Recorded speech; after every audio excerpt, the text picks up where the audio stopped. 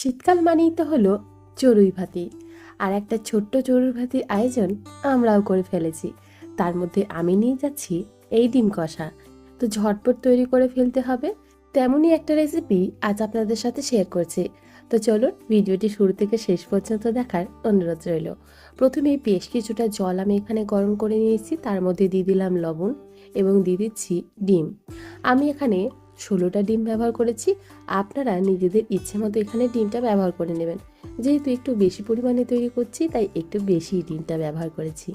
তো ডিমটাকে খুব ভালোভাবে সেদ্ধ করে নেওয়ার পর তো দেখুন এভাবেই ডিমটাকে ছাড়িয়ে নিচ্ছি। আর ডিমটা এখানে ফুল বয়েল করেছি, মানে কোনো রকম হাফ বয়েল রাখা চলবে না। তো আমার মেয়েরা মিলে আমি সমস্ত ডিমগুলোকে ঝটপট ছাড়িয়ে ফেললাম এবং তারাও এখানে আমাকে অনেকটা সাহায্য করেছে। এখন দেখুন আমি এই ডিমের মধ্যে একটু কাট লাগিয়ে নিচ্ছি, যাতে ভাজার সময় ডিমগুলো ফেটে না যায়। তো সমস্ত ডিমের মধ্যে একটু কাট লাগিয়ে নিয়েছি। তারপর একটা প্যানের মধ্যে নিয়ে নিলাম ওই 2 চামচের মতো সাদা তেল। তার মধ্যে সমস্ত ডিমগুলো আমি এখানে দিয়ে দিচ্ছি। রঙের জন্য আমি এখানে ব্যবহার করব সামান্য পরিমাণে হলুদের গুঁড়ো। আপনারা চাইলে একটু লাল লঙ্কার গুঁড়ো ব্যবহার করতে পারেন, আমি শুধু হলুদের গুঁড়োই ব্যবহার করেছি। এখন খুব ভালোভাবে ডিমটাকে একটু লাল লাল করে ভেজে নিচ্ছি, যাতে দেখতে খুব সুন্দর লাগে। তো দেখুন সমস্ত ডিম আমার এখানে ভাজা হয়ে গেছে। এখন প্যান থেকে তুলে নিচ্ছি। তো সমস্ত ডিমটাই আমি তুলে একটা প্লেটে রেখে দিলাম। এখন মশলাটা তৈরি করে নেব। ওই প্যানের মধ্যে দিয়ে দিলাম আরও 2 চামচ পরিমাণে সর্ষের তেল। এখন রাফলি পেঁয়াজ কেটে নিয়েছি দুটো, সেটা দিয়ে দিচ্ছি। পেঁয়াজটাকে দিয়ে খুব ভালোভাবে এখানে ভেজে নেব। একদম ব্রাউন করে ভাজার দরকার নেই, ওই 2 থেকে 3 মিনিটের মতো একটু ভেজে নিয়েছি। তারপর ঝালের জন্য এখানে ব্যবহার করছি 4টে শুকনো লঙ্কা। ঝালটা অবশ্যই নিজেদের পছন্দ অনুযায়ী ব্যবহার করবেন। দিলাম 1 মুঠো পরিমাণে রসুন এবং 1 মুঠো পরিমাণে আদা কুচি, আর দিয়ে দিচ্ছি 1 মুঠো পরিমাণে কাজু বাদাম। আপনারা অবশ্যই আপনাদের ডিমের পরিমাণ অনুযায়ী এখানে মশলাটা ব্যবহার করবেন। এখন সমস্ত কিছু একসাথে খুব ভালোভাবে ওই 2 থেকে 3 মিনিটের মতো নাড়াচাড়া করে একটু ভেজে নিয়েছি।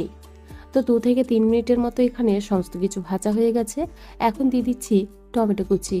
দুটো বড় সাইজের টমেটো আমি এখানে এইভাবে ছোট ছোট টুকরো করে নিয়েছি এবং সেটাই দিয়ে দিলাম। টমেটোটা দেওয়ার পর দিয়ে দিচ্ছি এখানে সামান্য পরিমাণে লবণ, যাতে টমেটোটা খুব ভালোভাবে নরম হয়ে যেতে পারে। তো খুব ভালোভাবে আবারও নাড়াচাড়া করে এখানে ঢাকা দিয়ে দেব, যাতে টমেটোটা খুব সুন্দরভাবে নরম হয়ে যায়। তো ঢাকা দিয়ে দিয়েছিলাম ওই 2 মিনিটের মতো। টমেটো থেকে অনেকটা পরিমাণে জল রিলিজ করেছে। এখন দেখুন আমাদের মশলাটা একদম রেডি হয়ে গেছে। এখন ঠান্ডা হয়ে যাওয়ার পর এই মশলাটাকে পেস্ট করে নিতে হবে। তো এটা ঠান্ডা হতে থাক। অন্যদিকে একটা প্যানের মধ্যে আমি নিয়ে নিচ্ছি সামান্য পরিমাণে সরষের তেল। তেলটা খুব ভালোভাবে গরম হয়ে এলে ফোড়নে দিয়ে দিচ্ছি এলাচ, লবঙ্গ এবং দারচিনি। সামান্য পরিমাণে জিরেও দিয়ে দিলাম। যে মশলাটা আমরা তৈরি করেছিলাম সেই মশলাটাকে পেস্ট করে আমি এখানে দিয়ে দিলাম। বাটি ধোয়া অল্প একটু জলও দিয়ে দিচ্ছি। এখন খুব ভালোভাবে মশলাটাকে কষিয়ে নিতে হবে। আর এই মশলাটা কষাতে কিন্তু খুব একটা বেশি সময় লাগবে না, যেহেতু আগে থেকেই মশলাটা আমাদের ভাজা হয়ে গেছিল। 2 থেকে 3 মিনিটের মতো কষিয়ে নিয়েছি। অন্যদিকে একটা পাত্রে নিয়েছি 50 গ্রাম পরিমাণে টক দই। তার মধ্যে দিয়ে দিলাম 1 চামচ ধনে গুঁড়ো এবং 1 চামচ জিরে গুঁড়ো। দিয়ে দিলাম লাল লঙ্কার গুঁড়ো। আপনারা চাইলে কিন্তু এখানে কাশ্মীরি লাল লঙ্কার গুঁড়ো ব্যবহার করতে পারেন, আমি লঙ্কার গুঁড়ো ব্যবহার করিনি। আমি এখানে ঝাল লঙ্কার গুঁড়োই ব্যবহার করেছি। আর খুব ভালোভাবে সমস্ত কিছু একসাথে মিশিয়ে নিয়েছি। অন্যদিকে মশলার মধ্যে দিয়ে দিলাম হলুদের গুঁড়ো এবং লবণ, সামান্য পরিমাণে দিয়ে দিলাম চিনি। খুব ভালোভাবে এখন সমস্ত কিছু একসাথে মিশিয়ে নিয়েছি। তো হলুদের কাঁচা গন্ধটা চলে যাওয়ার পর্যন্ত এখানে মশলাটাকে কষিয়ে নেব। তারপর এখানে অ্যাড করে দিচ্ছি ধনে গুঁড়ো, জিরে গুঁড়ো, দইয়ের যে পেস্টটা আমরা একটু আগে রেডি করে রাখলাম সেই পেস্টটা। বাটি ধোয়া অল্প একটু জলও আমি এর মধ্যে দিয়ে দিচ্ছি।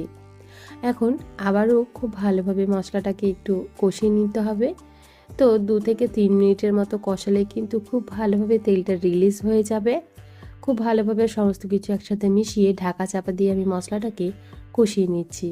অবশ্যই ফ্লেমটা লোতে রেখেই কষাবেন, না হলে কিন্তু তলায় ধরে যেতে পারে যেহেতু বাদাম দেওয়া আছে। দেখুন মশলাটা খুব সুন্দরভাবে কষানো হয়ে গেছে, তেলটা সম্পূর্ণ রিলিজ করে দিয়েছে। এখন দিয়ে দিলাম যে ডিমগুলো আমরা ভেজে রেখেছিলাম, সেই সমস্ত ডিমগুলো এখন খুব ভালোভাবে আবারও মিশিয়ে নিচ্ছি।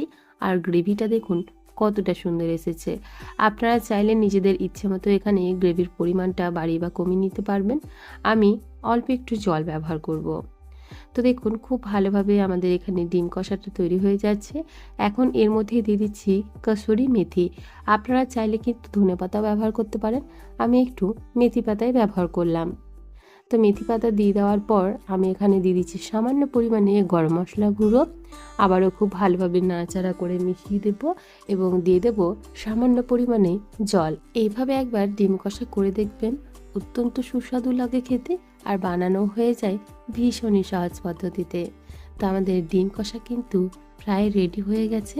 সামান্য একটু জল দিয়ে ঢাকা দিয়ে একটু ফুটিয়ে নিলেই তৈরি হয়ে যাবে। ভিডিওটি আপনাদের কেমন লাগলো অবশ্যই একটা কমেন্ট করে জানাবেন। ভালো লেগে থাকলে প্লিজ একটা লাইক করে দেবেন এবং আমার চ্যানেলের নতুন বন্ধু হয়ে থাকলে চ্যানেলটিকে সাবস্ক্রাইব করে আমার পাশেই থাকুন। তো আমাদের ডিম কষা একদম রেডি, গরম গরম পরিবেশন করার জন্য। আজকে তাহলে এখানেই বিদায় জানাচ্ছি। আবারও হাজির হয়ে যাব অন্য কোনো দিন অন্য কোনো রেসিপি নিয়ে। ভালো থাকবেন, সুস্থ থাকবেন। ভিডিওটি সম্পূর্ণ দেখার জন্য অসংখ্য ধন্যবাদ। বাই।